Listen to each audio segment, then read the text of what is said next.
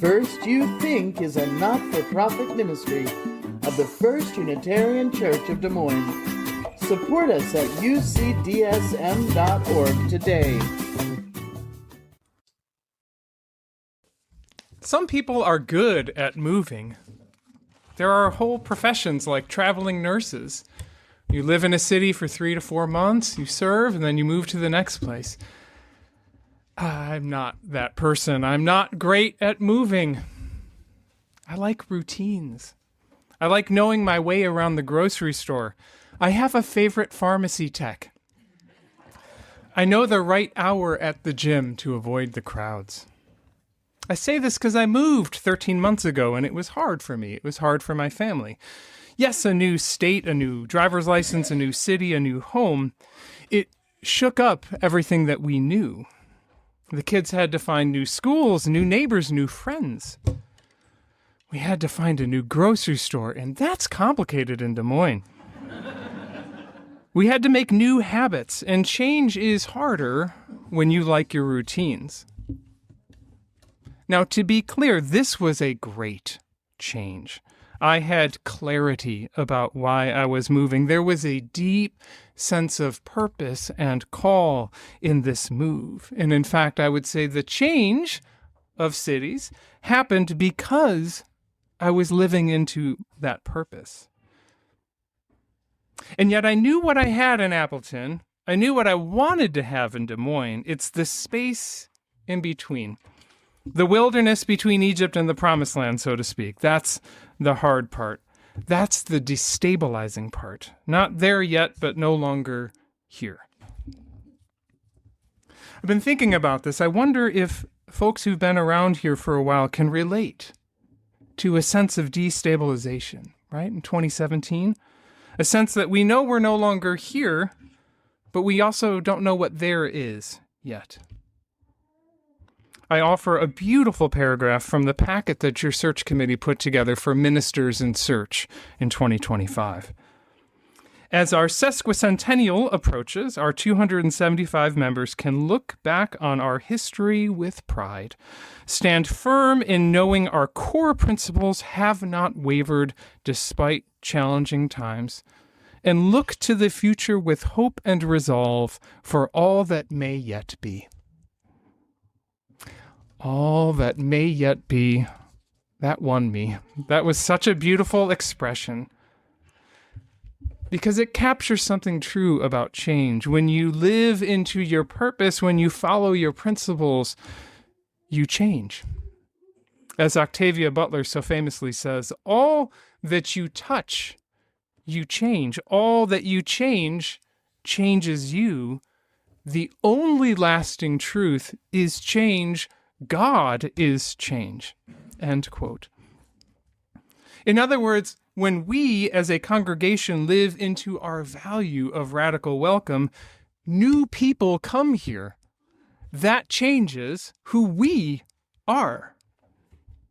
I'll give a moment for that one. When we show our generosity and invest in the resources we have here, the building changes. When we show up for justice work in the city, we and the city change together. We grow and we change because of purpose. The hard part, as Elijah so beautifully shares, is how to center love through it, how to notice our irritability. Being extra patient with my children this year, for example, because they no longer had any friends or adults or familiar streets. Being patient with myself. The first week I moved here, realizing how much more humid it is here. And again, I wonder if we can relate as a congregation the time of transition over these last years. How we could find love for ourselves and others as we changed.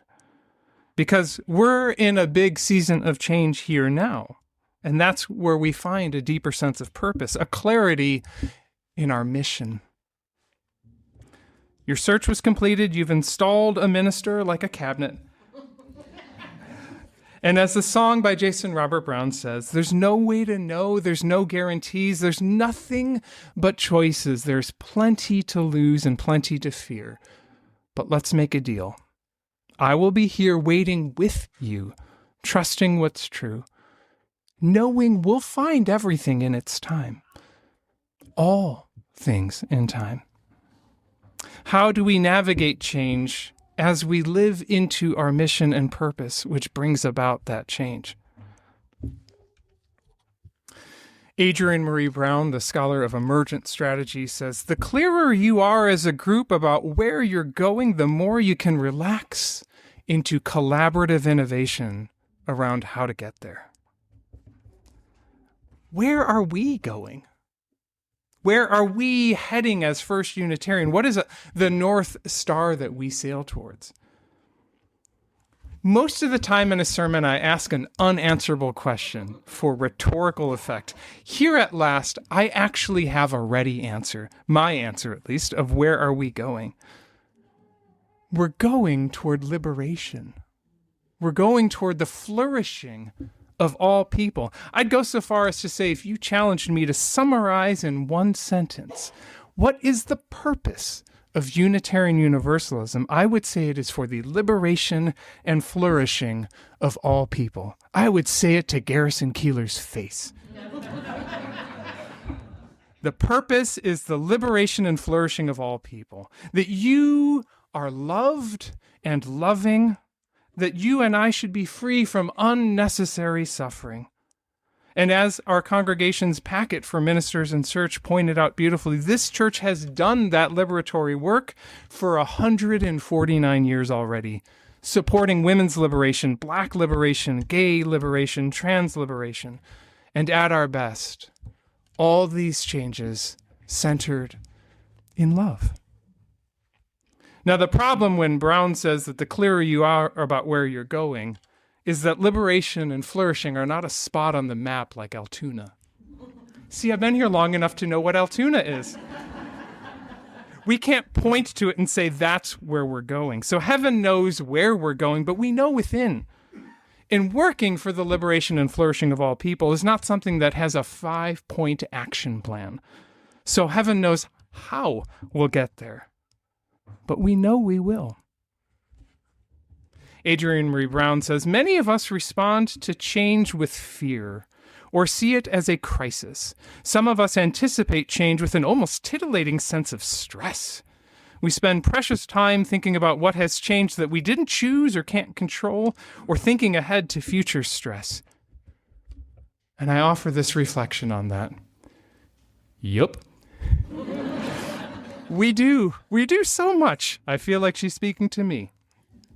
There's a spot in Jesus' Sermon on the Mount that I feel like is a direct attack on me personally.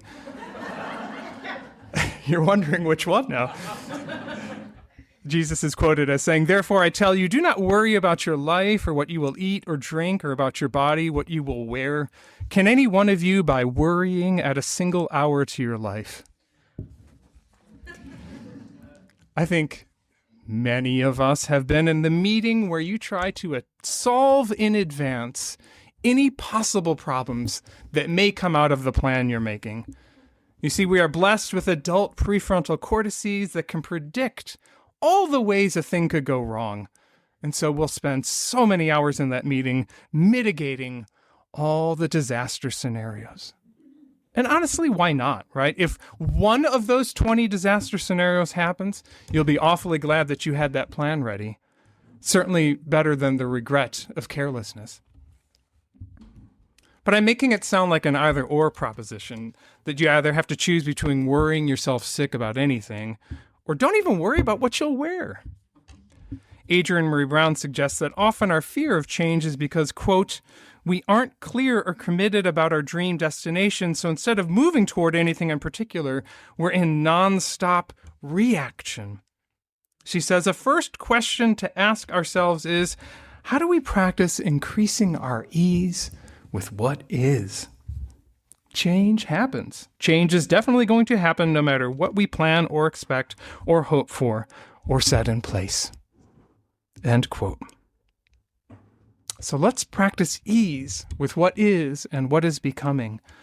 Let's talk about changes underway here at First Unitarian, because we have so many changes going on here this fall.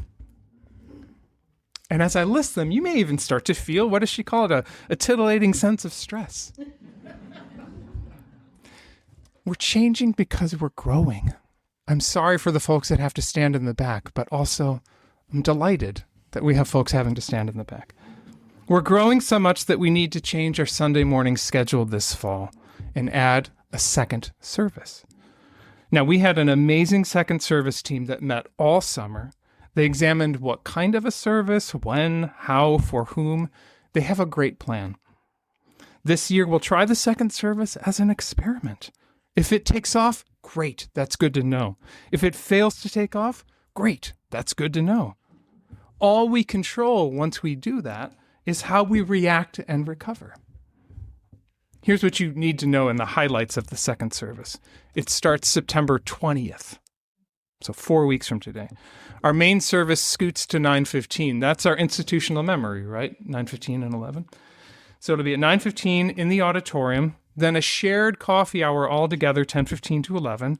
And the second service starts at 11 in Griffin Hall. It'll have the same topic, the same theme, but a different format.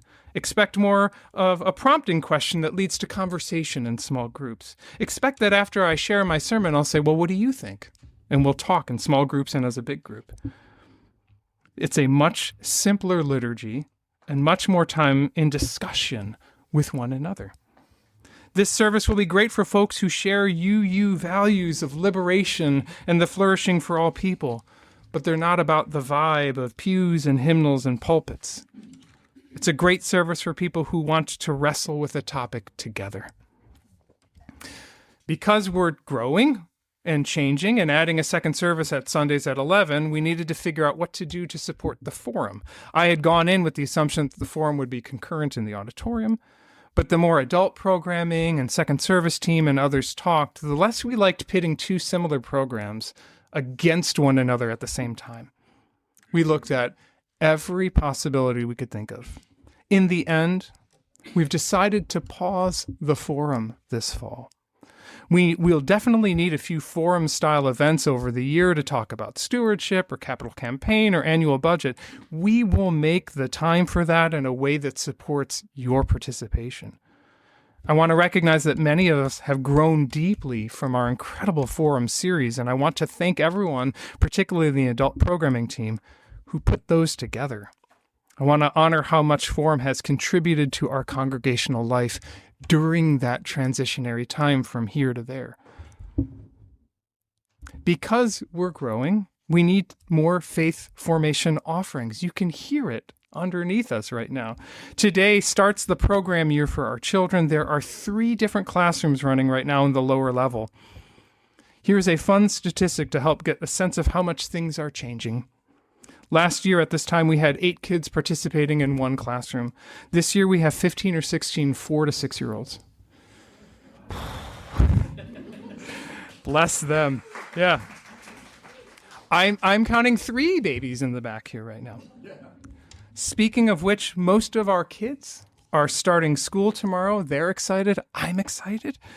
When we finish our service today, if this is voluntary, but I hope you'll join with me in this, we'll come into the hallway, starting at the kitchen, right, and line both sides of the hallway and sort of put our hands like that. And the children will come through the living church of us, and they'll meet in the back with me, doing a backpack blessing and their parent or guardian. So if you're a parent or guardian of that kid that you need to pick up, you just go straight to the, I would call it the narthex, but that seems formal. So the kids will come up here and pass through. Again, if that's not your style, that's okay, but as many of us as can make sort of a living bridge, and they'll go underneath it there. I asked 4 different staff members, what is that called? When people hold their hands like that, and I got no answers. Do you have a name for it? The human tunnel. The human tunnel, yeah. So that'll happen right after the service. Because we're growing, we need to find ways to support one another in love through changes. We have more opportunities. I reached out to folks who have kids registered in faith formation, and I said, hey, would a parent support group be helpful? I got over 30 yeses in the first week. We had found an unmet need. We need 2 parent support groups that are going to meet monthly. All who are navigating the joys or sorrows or complexity of parenting are warmly welcome. And we've recently rebooted our Windbreakers men's group, I laugh every time, to provide a space for all male-identifying folks to enjoy fellowship and support. And we're offering a new class, Living Well for Seniors, to support people as they navigate all of the changes with aging, and a terrific forum today at 11 on that topic. Because we're growing, we're ready to reboot programs that we missed when we were here, but weren't yet ready for there. Wednesday nights is something I heard a lot about when I was interviewing here. Congregational Life and Adult Program have been working and continue to build second and fourth Wednesdays, starting in September, second and fourth Wednesdays. Come for a meal, stay for small group ministry or soul matters or book study or youth group or young adult group, because the change is coming. So what do we need to imagine? A community that's growing and supporting one another in love. I mean, you can see it, can't you? You can feel that change. Because we're growing, our policies are changing, or more precisely, because we're growing, Tracy and I took a moment to be responsible stewards of the organization and make sure that our policies are up to date and clear and responsible. I want to lift up Tracy Aukus, our church administrator, who spent this summer thoughtfully and carefully going through our policy handbook, removing the extraneous or the out-of-date ones, if you have a VHS, place it here. Or there'd be something about the topic here and something 10 pages later, right? Bringing things together. All of those drafts made it to my desk, which I then reviewed. And I think we have a really good up-to-date policy book. Now, even the best policies in the world are no good if no one's read them. I could tell you here that our policies handbook is in this spot of Realm or in this spot of the website, but I don't think that's capturing every reader. So we'll send along our new policy book, which is mostly our old policy book, in an email in the next week or so. Take a few minutes, look it over, at least save it to your device so that you know, how do I do a rental here? If I do a rental here, what are the alcohol use policies, things like that. Now, are you ready for this one? Because we're growing, our building is changing. I don't know if you've noticed. The auditorium renovations are going well and quickly. The auditorium carpet and seats will be installed this week. We'll start services in the auditorium on September 13th. That's our big water communion service. The family support room in the rear there will be ready by the end of October. And I'm just saying that the stage will be done on Christmas. And if it happens before then, great. Meanwhile, things outside are going to change a lot. Starting in mid-September, they'll fence off the large parking lot. They will excavate the creek. And I need you to attend to this. They will tear out many trees as part of the creek stabilization project. And I want to pause here because it will be a shock. We are not doing this because we are the bad guys in the Lorix. We have to widen the creek bed and slope it out to reduce the erosion and improve the quality of water that we send to Grays Lake. We will be planting new trees, to be sure. A derecho could have taken them out too. We will use many of the trees that will be felled as part of the creek stabilization itself. It's called root wads. I just want to let you know it will be visually a big change and a hard one. I will be at the Memorial Garden outside right down there at 10:45 leading a brief ceremony to share gratitude and grief, because it will be a big change. So if this calls to you, please join me outside this morning at 10:45. We'll read a poem. We'll share some words. It's all going to be good. It will just be a shock. Meanwhile, we'll be ripping out I called it a bridge, but apparently it's a walkway. We'll have to rip that one out, install new abutments. There will be a new bridge coming in mid-October on a truck, like a 60-foot bridge. So that should be a watch party. The parking lot gets regraded. There's new concrete. Then the concrete has to cure. The short version is from mid-September to early November. You drop your friends and family off in the south lot and then park across Bell. Oh yeah, a new elevator right there in January and a new south entrance in the spring. Now, we've known about these changes. We've planned for them. We've fundraised for them. We've discussed them in more meetings than you can imagine. But now we live through them. And the truth is, you don't get a new bridge or a better parking lot without getting rid of the old one. You don't get a new updated auditorium without having to move services in here for a few months. We're living in the changes now. which means all we control is how we react and how we recover. Centering love. Because we're growing, we take this opportunity to reinvest in our social justice commitments. Faith in Action challenged us as they stepped down to say, what next? What do we do next? We had a beautiful Justice Summit in late July to reflect on what are the challenges we're facing in this world, in this community now, and what are our gifts and our resources. We'll do another summit in October where we discern the overlap. Which causes and organizations are we called to be in partnership with? And we'll continue to do one-time days of action, as Reverend Aaron put it, where we can, for example, help get out the vote this fall. I'm grateful for the change. I'm grateful to have moved from there to here. I still have an opinion about the humidity, but I've accepted it. I'd say it curls my hair, but... This move for me has been a purposeful change that is centered in love. The change is coming. What do we need to imagine? Join me in imagining a church whose beautiful up-to-date facilities are there so that we may teem with life and life abundant. Church as a hub where all generations are supported and loved, where services and programs encourage deepening and growth, and where justice flows like streams. Or as we put it, where we love radically, grow ethically and spiritually, and serve justly.